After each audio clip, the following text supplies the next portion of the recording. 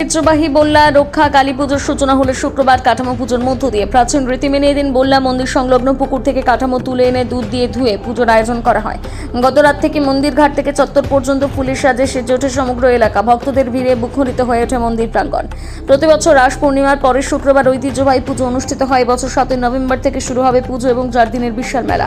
পুজো উপলক্ষে ভিন রাজ্য ছাড়াও বাংলাদেশ, নেপাল, ভুটান থেকে অসংখ্য ভক্ত আসেন। উত্তরবঙ্গের অন্যতম বৃহৎ এই পুজো মেলায় প্রতিবছর লক্ষাধিক মানুষের সমাগম হয়। স্থানীয় বাসিন্দাদের মতে কাঠামো পুজো ঘিরে ইতিমধ্যে এলাকায় উৎসবের আমেজ ছড়িয়ে পড়েছে। পুজো এবং মেলার সফল আয়োজনে ব্যাপক প্রস্তুতি শুরু হয়েছে কমিটির।